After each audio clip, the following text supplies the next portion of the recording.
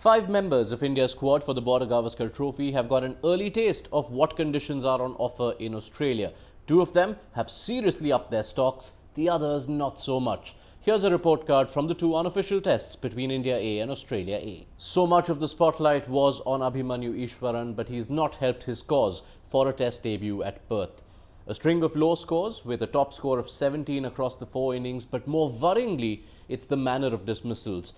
Thrice, Abhimanyu was caught behind the wicket, failing to adjust to the pace and the bounce on offer on the Australian surfaces. And perhaps more worryingly, none of the pacers he fell to were either too quick or too tall. So this was a chance to make a case should Rohit Sharma be unavailable for the Perth test, but at the moment, Abhimanyu might have squandered it.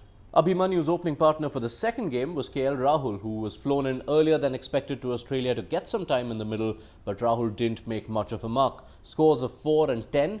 In the first innings, he nicked off a beauty from Scott Boland, and then in the second, he found a way to get himself bowled, which has since gone viral on social media. In that second innings, though, Rahul did spend 44 balls in the middle, and our man on the ground, Alex Malcolm, pointed out that he looked far more comfortable than a lot of the other batters on both sides facing the new ball. Has he done enough to convince India's selectors that he could be Rohit's ideal replacement? You'd think not. Rahul's partner on that flight from Mumbai to Melbourne had a completely contrasting outing because Dhruv Jurel was far and beyond the best-looking batter at the MCG. His 80 in the first innings was in the toughest batting conditions on offer, and he looked quite at ease, much more than any batter on either side. He followed it up with a 68 in the second innings, which wasn't chanceless, but it was still mighty impressive. And what stood out the most was the relative ease with which he negated the likes of Scott Boland and Michael Nesser, who've both been close to the Australian proper setup. So lots of boxes ticked for Dhruv Jurel, who now is making a case to be picked as a specialist batter perhaps in this test series. Also skyrocketing into contention is Prasidh Krishna, who took 10 wickets from 59 overs at an average of 17, was easily the bowler who most troubled the Australia A batters from India.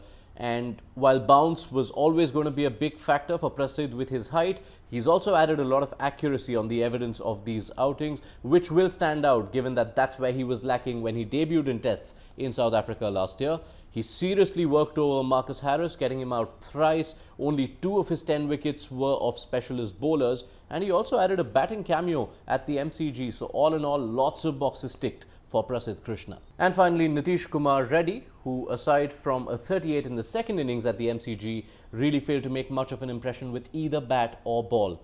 With the bat, it was a sign of concern that Reddy was bounced out thrice. He also lost his wicket thrice to Bo Webster, who, while being a very impressive first-class bowler, does not have that much pace, tends to bowl less than 130 clicks, so not much going Reddy's way with the bat. And more worryingly, considering he's been picked as a bowling all-rounder potentially for the India setup, he didn't make any mark with the ball, just 1 wicket across the 4 innings, also leaked a lot of runs. So all told, Nitish Kumar Reddy really not making much of a case for himself to get a test debut, at least at Perth.